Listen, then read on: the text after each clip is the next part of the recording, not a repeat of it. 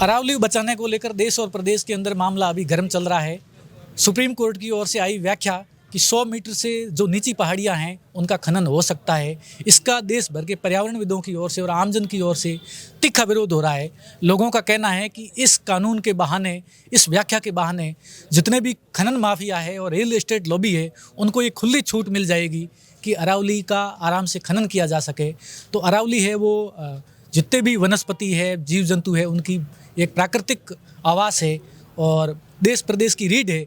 उसके खनन से या उसके विनाश से पर्यावरण है उसका बहुत बड़ा नुकसान होगा। इसी को लेकर आज ग्रीन मैन ऑफ इंडिया के नाम से प्रसिद्ध सामाजिक कार्यकर्ता पर्यावरणविद नरपत सिंह राजपुरोहित, इन्होंने बाड़मेर के अंदर जिला कलेक्टर मैडम को राष्ट्रपति के नाम ज्ञापन दिया है और अरावली बचाने को लेकर अपनी बात रखी है।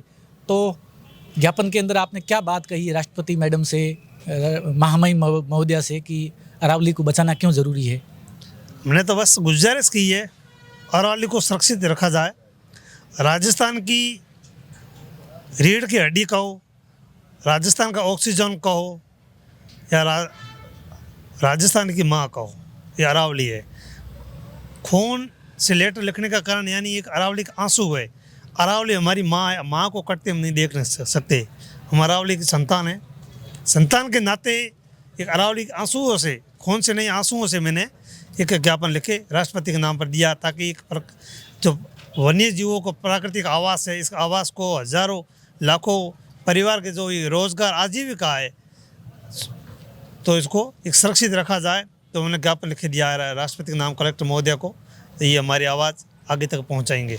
पर्यावरण संरक्षण को लेकर आप देश भर के अंदर साइकिल यात्राएं निकाल रहे हैं, आप लगातार इस काम में लगे ही रहते हैं, आप ज़्यादातर यात्राएं साइकिल पे करें, तो आपको इसके बारे में अच्छी नॉलेज है।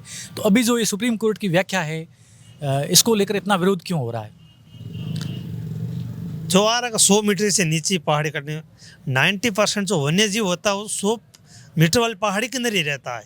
ज़्यादा जो जड़ी बूटी कहो या छोटी वनस्पति कहो, पेड़ पौधे कहो, वो ज़्यादातर ऊपर ही होता है। ऊपर वाली जो तीखी चट्टानें होती है, चट्टानों में पेड़ बहुत कम होते हैं, इसलिए वो ज़्यादातर खुली दिखती है।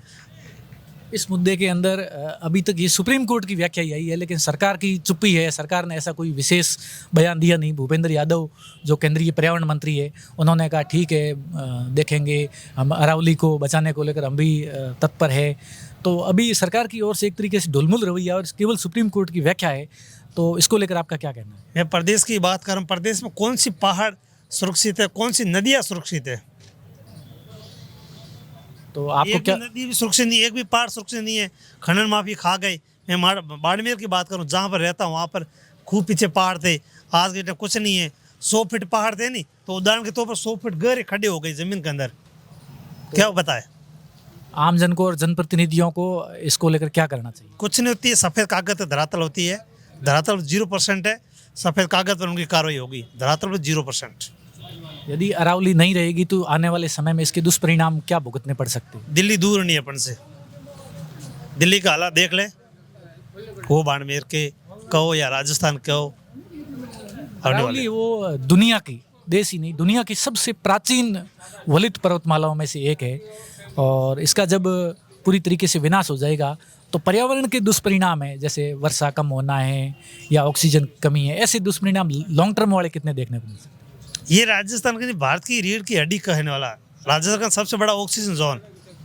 दुष्प्रभाव तो सामने दिख रहा है। अगर लाखों पेड़ कटेंगे, लाखों वन्य जीव बेसहारा हो जाएंगे। अगर वन्य जीव खत्म गए, ये तो क्लियर है, उनका घर अगर छीन ले रही है तो वन्य जीव कहाँ जाएंगे?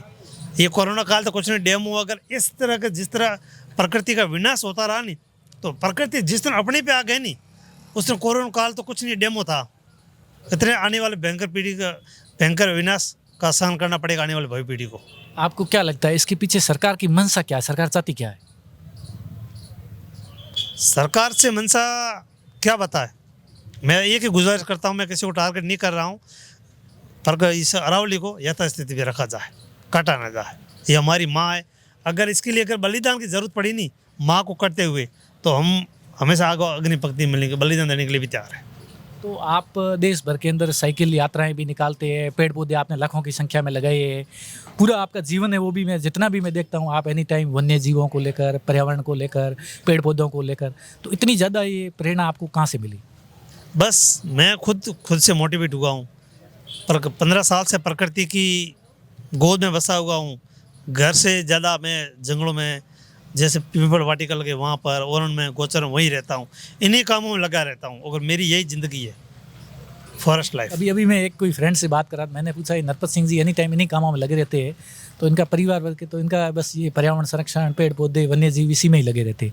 बस मेरा तो आजीविका क्या है? आजीविका वही जो प्रकृति संबंधी वीडियो बनाता हूँ, सोशल मीडिया अपलोड करता हूँ, उनसे आता वही मेरा आजीविका का हो, रोजगार का हो, बिजनेस का हो।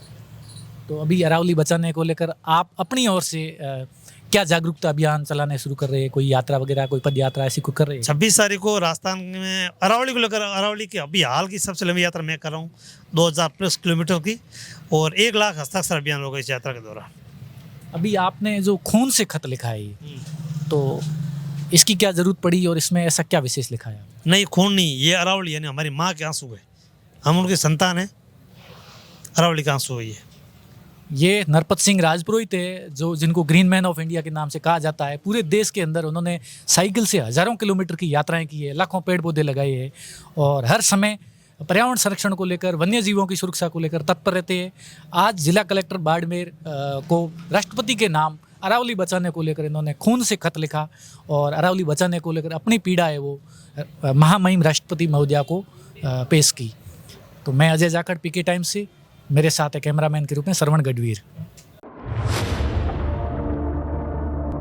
मरुधरा से खुद को जोड़ने के लिए सब्सक्राइब करें और बने रहें पीके टाइम्स के साथ।